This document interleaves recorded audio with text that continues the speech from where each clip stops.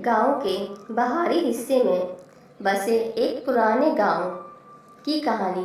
4 दोस्तों का एक समूह, 2 पुरुष और 2 महिलाएं एक साथ काम करता है। जीवन की चुनौतियों और व्यक्तिगत समस्याओं के बीच वे बाइबल की शिक्षा से अपने जीवन का अर्थ खोजते हैं।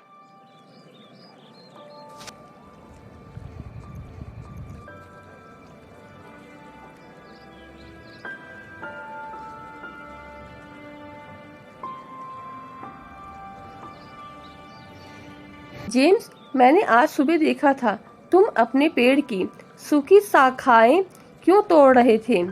वह तो वैसे भी बेल का हिस्सा होती हैं। एम्बर, सूखी शाखाएं बेल का बोझ बढ़ाती हैं और बाकी शाखाओं को ठीक से फलने फूलने नहीं देती। इन्हें हटाना ज़रूरी है। यह तो बाइबल के एक पाठ की तरह है। यूहन्ना 15 का 1 से 4 में यीशु ने कहा है, मैं सच्ची बेल हूँ और मेरा पिता माली है। जो शाखा फल नहीं लाती वह उसे हटा देता है और जो फल लाती है उसे छांटता है ताकि वह और अधिक फल लाए। सोफिया, तो इसका मतलब है कि हमारी ज़िंदगी भी इस बेल की तरह है और अगर हम सही से फल नहीं ला रहे हैं तो हमें भी छांट दिया जाएगा क्या?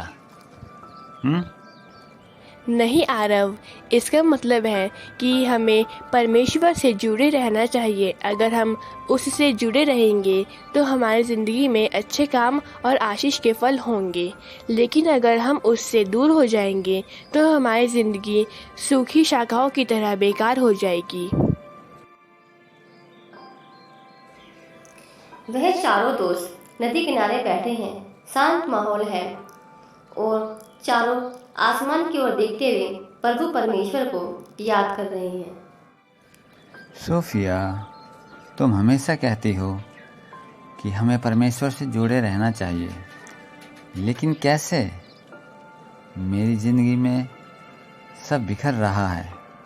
काम में समस्याएं हैं, परिवार में झगड़े और कोई रास्ता नहीं दिखता। आरव की बात सही है। हम सब अपनी अपनी लड़ाइयाँ लड़ रहे हैं। मैं भी हर रोज़ महसूस करती हूँ कि मैं अकेली हूँ। क्या सच में परमेश्वर हमारी मदद कर सकते हैं? एम्बर, याद रखो, यीशु ने कहा है, तुम मुझ में बने रहो और मैं तुम में। जैसे डाली अपने आप फल नहीं ला सकती जब तक वह बेल में बनी न रहे, वैसे ही तुम भी नहीं ला सकते जब तक तुम मुझ में न बने रहो। इसका मतलब है कि अगर हम प्रार्थना करें, उसका वचन पढ़ें और उसके मार्ग पर चलें तो वह हमें कभी अकेला नहीं छोड़ेगा। तो क्या इसका मतलब यह है कि अगर हमारी ज़िंदगी में सूखी शाखाएं हैं, जैसे गुस्सा, निराशा या डर, तो हमें उन्हें खुद से अलग करना होगा? हाँ जेम्स, और यह छटाई परमेश्वर करते हैं। वह हमें सिखाते हैं कि क्या सही है और क्या गलत। हमें बस उस पर भरोसा रखना है और उसके साथ जुड़े रहना है। शायद सोफिया सही कहती है। यह बेल और हम में ज़्यादा फ़र्क नहीं है। अगर हमें अच्छा फल लाना है तो खुद को सही रास्ते पर रखना होगा और सूखी शाखाओं को खुद से अलग करना होगा, चाहे वह कोई बुरी आदत हो या नकारात्मक सोच। और उसके लिए हमें इस मालिक की ज़रूरत है जो हमारी ज़िंदगी को ठीक से संभाले। परमेश्वर हमारे माली हैं, बस हमें उन पर भरोसा रखना होगा। वह जानते हैं कि हमें कैसे और कब छांटना है ताकि हम और अधिक फल ला सकें।